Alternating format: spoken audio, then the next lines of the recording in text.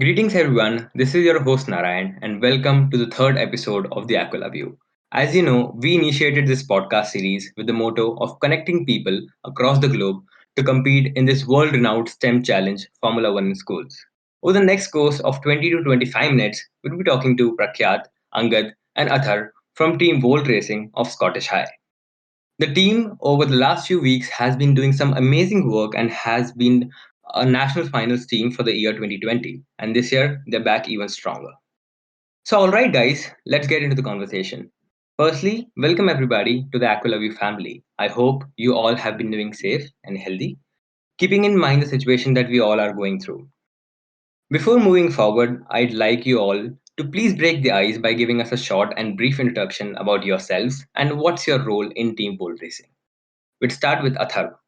Hello everyone, my name is Athurva Chaudhary. I am a member of Volt Racing from Scottish High International School. My role is I am the manufacturing engineer and the resource manager of Volt Racing. Thank you. Awesome. Followed by Angad. Hi everyone, my name is Angad Joshi. I am a member of the Volt Racing team, which is participating in the F1 schools competition. My roles are I am the social media manager as well as the sponsorship manager and the portfolio manager, followed by the graphical designer. Okay, followed by Prakhyat. Hi, I'm Prakhat Sinha, Team Manager and Design Engineer for Volte Racing from Scottish High International School. So, I guess, are you all excited? Because I definitely am to record this podcast. Yeah, we're all excited. Yep. So, my first question to you all is that how did World Racing as a team came into existence? How you all met each other, and how does the team formation look like? We'll follow the same order, I guess, in the same order in we had introductions. So yeah.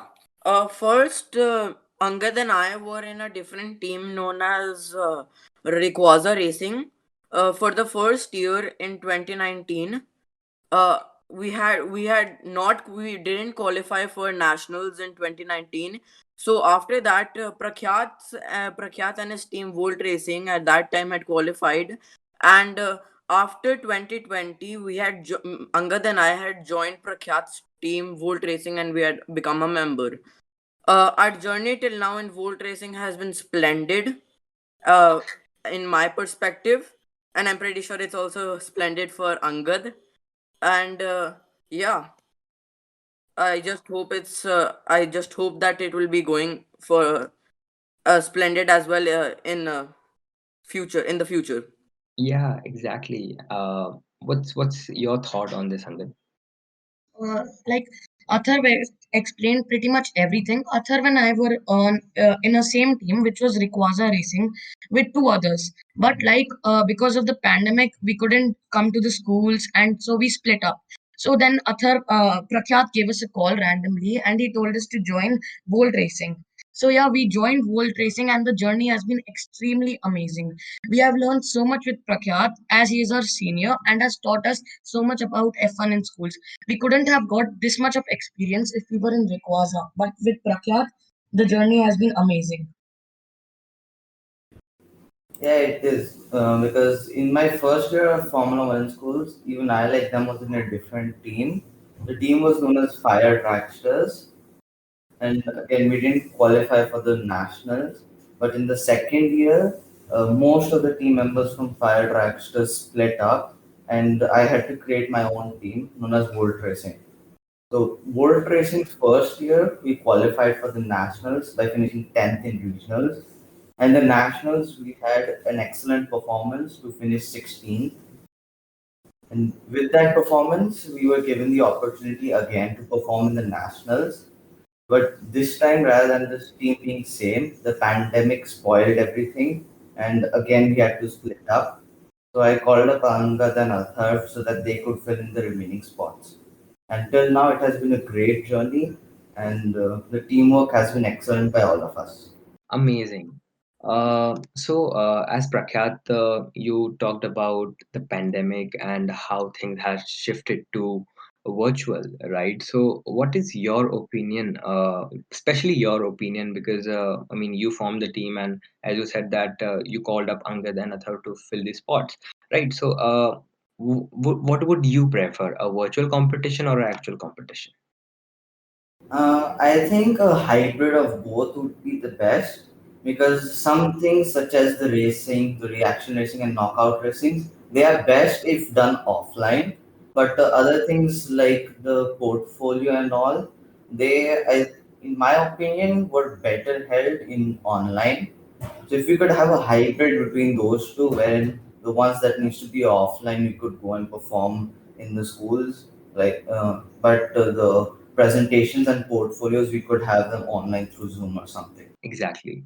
Right. And also, I guess, as you said, that the hybrid of both the models would definitely save up a lot of time as well, and a lot of cost and resources as well. Because when we talk about the pit displays and the pit booths that we create in the actual competition, that actually requires a lot of resources and a lot of funding and a lot of financial support, I guess. So, my next question to you all is that. I mean, what do you think of Formula One in schools as a competition, and what's the main reason behind that you all are doing it, right? Because we all have that one thing behind our mind going that, all right, I'm doing this competition for this particular thing, right? So again, we'll have the same sequence follow, like starting with Athar. Yeah. What I think of F1 in schools is that it is a very, it's a very good platform. It's a very good club in our school.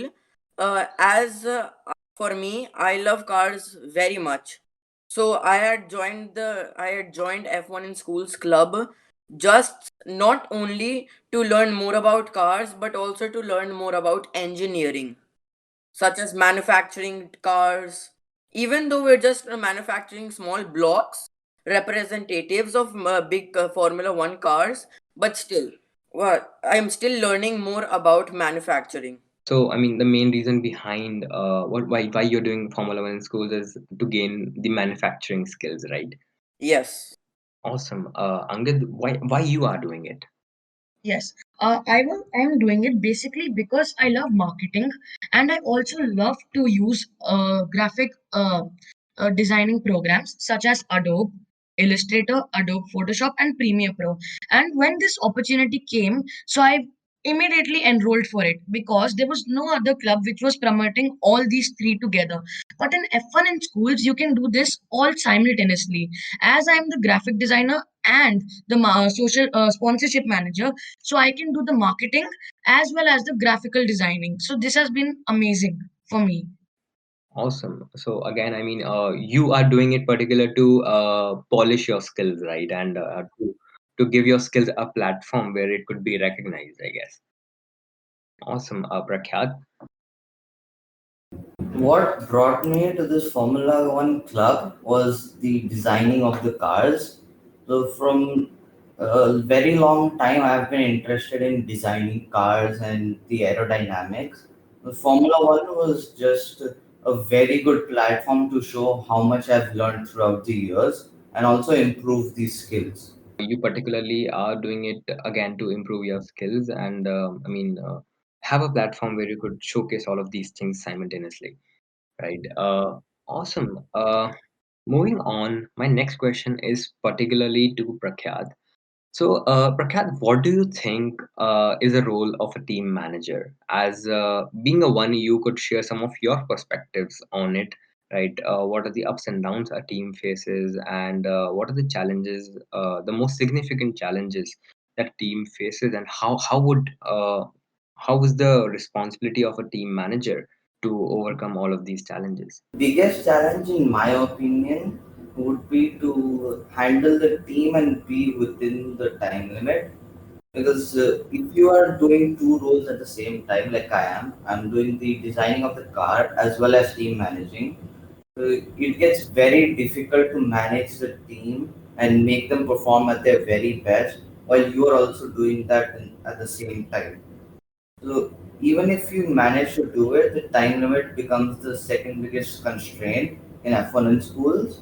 because you don't have unlimited time to complete all your documents and presentations, and you have to do it within a certain period of time. So making a time scale or a time chart where you allot everything is going to be very important, so that your team is on time and nothing gets less importance than something other.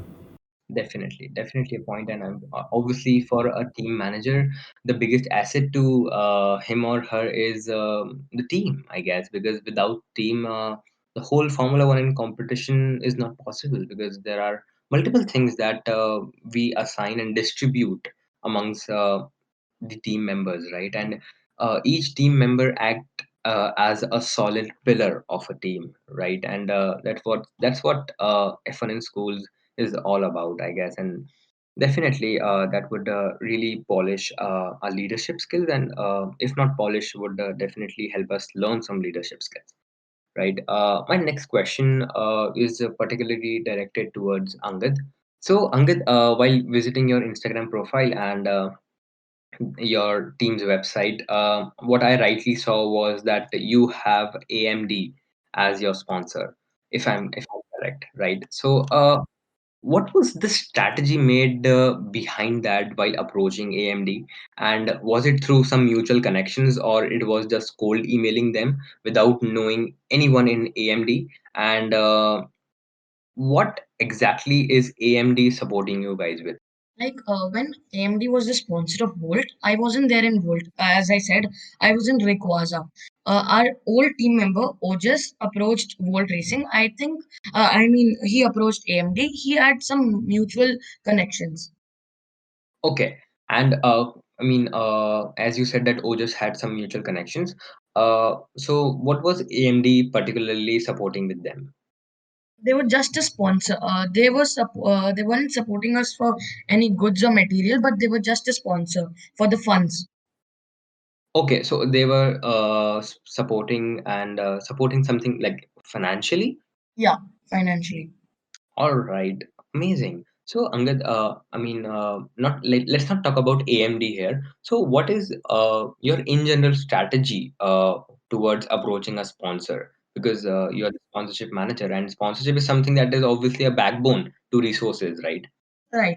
So while approaching the sponsors, you need to have a sort of connectivity with them. So, like, for example, if I'm in F1, so I'm obviously dealing with cars. So I need to approach sponsors which are like 3D manufacturing or CAD CAM designing. So like this, I approached Objectify. They are a 3D manufacturing company.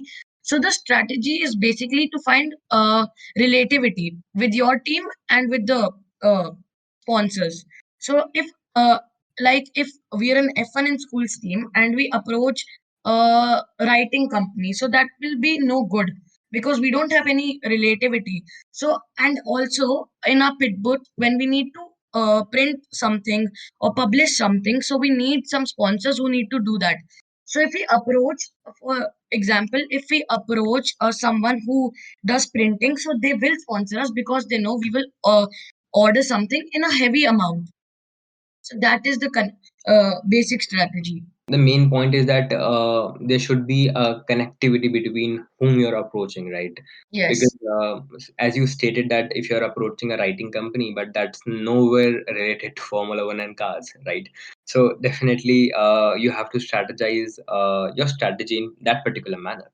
Also, Angad, could you please tell us how you basically approach? So, is it just emailing them, or is there any other form of communication involved, or is that just a presentation that you send them, or is just a presentation that you present them physically, or anything? 2019, as in 2019, when there was no lockdown of COVID, so we were approaching them physically. Like we approached Objectify physically. We also called them, and now basically we are emailing people with our PPTs. I have made some PPTs about the basic look at our sponsorships, and then I email them. So that's better because now we can't get out of our houses and can't visit them physically. So, Athar, what's the most important thing you consider while manufacturing and designing your car? Like, what's the inspiration and how you actually bring that inspiration to real life? I think that the most important thing is to keep the weight exactly what has been given to you as per the regulations. Like, for example, 50 grams. So, what I think is important is to keep the car's weight exactly 50 grams, not zero point 0.1 gram heavier and neither zero point 0.1 gram less, lighter. So you mean it should be very much precise? Yeah, I want all of my work in manufacturing to be precise, exactly as given in the regulations. You mean that we should definitely be following the technical and the competition regulations given by the uh, Formula One schools guides, right? Yeah, absolutely. So I guess that somehow answers my question, but I have a follow-up question to that. Say for suppose you answer that your car should definitely be very much precise and should be within the technical regulations given by the Formula One schools. But what exactly is the inspiration for you? Again, I mean, is there an inspiration from nature, or is there an inspiration from some Formula One cars, or how is that thing? I mean, because Yeah. So for me, my inspiration is our senior team from our school only, Scottish High International. The team's name is Orion Racing. all right, So my inspiration is Orion Racing, especially their manufacturing engineer. I had also I also had a talk with the manufacturing engineer of Orion Racing, and he had and my senior had told me how to manufacture the car properly, how to make it precise. amazing. Because I guess Orion Racing is the world finalist team from India, I guess, right? Amazing. And I mean, getting to know someone who already have been to world final, that's again a different experience altogether. So my next question is to you all, that we talked about sponsorships, we talked about design and manufacturing, we talk about multiple aspects of managing a team, right? But what is your wholesome experience till now being working in a team in Formula One and schools competition? We'll start with Athar. For me, I think that working in a team is both hard and easy. Hard because sometimes we get into arguments. Sometimes they're big arguments and sometimes they resolve easily. So what that's a hard point. That's something hard in working as a team. But there are many easy things which make your work easy. So like for example, when you work in a team, it doesn't take more time. It is respective to you're working alone. Exactly, got it. So I mean, it basically saves up your a lot of your time, right? Yeah, it saves up a lot of time and money too. Definitely. Angad, what's your opinion? Yeah, like Athav said, it is both hard and easy. But definitely, when you're working in a team, you get the communication skills, also the teamwork experience. So the work gets reduced because then everyone does the work accordingly to their roles. So this one person particularly doesn't have to do all the work. So that's why it's very easy. But when you run into arguments, which every team does, that is common. But you do come out with a brighter side. Definitely, definitely a very good point made by you is that we definitely come up with greatest of ideas, right? Because we have multiple opinions on a same particular idea. What's your perspective on this, Prakyat? Like every team and every other competition, there is a bright side and the negative side of teamwork. The negative side only being the arguments that you have. The bright side definitely overweigh negatives in every teamwork competition. Because if you have a lot of people working in a very big task, definitely the efficiency increases, which means that the time will decrease. And some of the other person could come up with an out of the box idea and that could help you win the competition. So teamwork can just help you possibly win the competition, but it will definitely help you in long term. Lastly, to conclude, what would be your all's opinion on why children and kids aged between 9 to 19 should enroll for Formula One in schools competition? If they do, what will they gain out of it? And if they doesn't, what would be they definitely be missing on? We'll start with that. Yeah. As Ankit said when he was talking before, you can gain a lot of things such as communication skills. While I what I recommend for 9 to 19 aged people is that uh, they join F1 in schools, as you can gain a lot of things such as communication skills. Then you can know more about cars, you can know more about manufacturing, you can handle money properly, better than you could before. And you can also know more about how to design a car. Not only a car, you can design many things on AutoCAD. Exactly, because eventually you're learning to use a software, right? So it doesn't matter that in future you design a car or you design anything else. Yeah, it can be anything, but you get the learning. That's the important thing here. Ankit? I also think this is a very great opportunity for the kids because when I joined Formula One, it was a great opportunity for me because I got to use Adobe Premiere Pro and the other softwares more.